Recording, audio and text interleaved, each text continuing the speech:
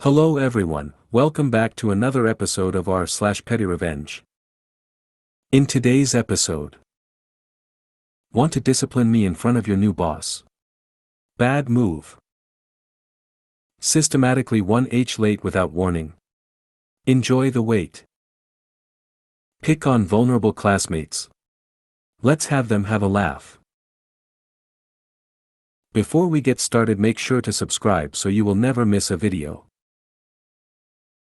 So let's get started. Want to discipline me in front of your new boss? Bad move.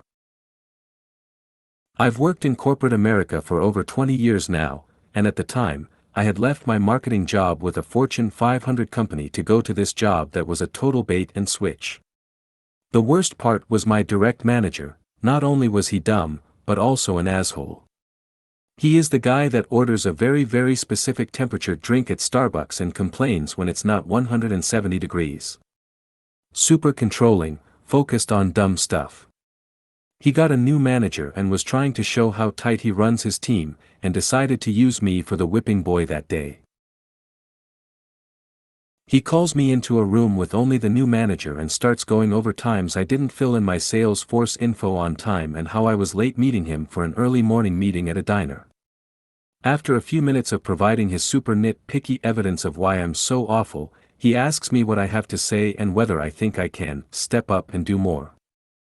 I start, well, for one thing, I've never had a manager as bad as you.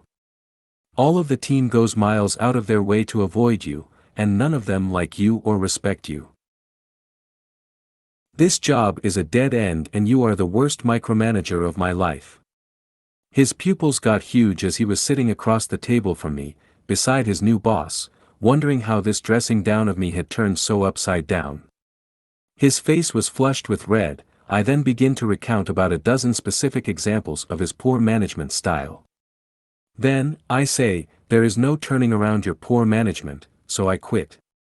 I called an Uber, left the company car in the parking lot. He follows me out, actually begging me not to quit. I get in my Uber and say peace. The next day, I founded my own consulting company and have been super happy and successful since. I don't usually ever burn bridges, but did this one burn beautifully. Systematically 1h late without warning. Enjoy the wait. A friend of mine is always at least 1h late. Half of the time it's because he is chilling at home, the other half is because he decided to do something else at the time we were supposed to meet. It's especially annoying when I invite him over to cook with me. We enjoy cooking together, and he ends up coming very late in the evening. Over the last 2 weeks, we were supposed to meet 2 times and he accumulated 5h of being late. And he, of course, never ever warn and doesn't even bother check his texts. This morning, he was late again, but after 15 minutes of waiting for him to respond I got fed up with this and went home. Plot twist, if I didn't, I would have waited 1h in total. We arranged to meet later in the afternoon, but too bad I'm petty, guess he'll never know that I plan on being 1h late. Pick on vulnerable classmates. Let's have them have a laugh. I'm sure most of you have come across that class bully singling out their more vulnerable classmates like wounded gazelles to pick on them for no apparent reason and being a general stupid. I'll call ours Walter. Threatened classmates after school, made them cry, told people how to act and dress, the like. One day, we were in Latin class. As always, Walter came in totally unprepared. As this was our first year of Latin, we didn't do much more than determining the function of a word in a sentence: subject, in Latin, first case, indirect object, third case, or object, fourth case. At some point, the teacher asks Walter to determine the case of a word. Walter, as is tradition, has no clue. This is apparent from the fact that his face is turning red as he sits in his chair with a look that, ironically, can only be described as that of, if not a wounded, then at least a severely panicked gazelle. The teacher leaves Walter hanging for a while. Now that I think about it, the teacher was actually one of Walter's main victims and left our school after that year.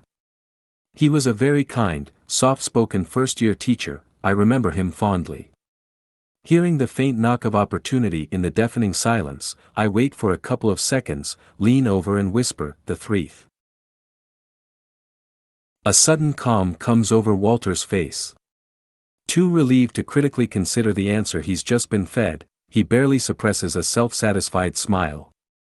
Walter straightens his back, gets a little strut going and coyly says, the threeth? Confused silence. Suddenly, laughter erupts.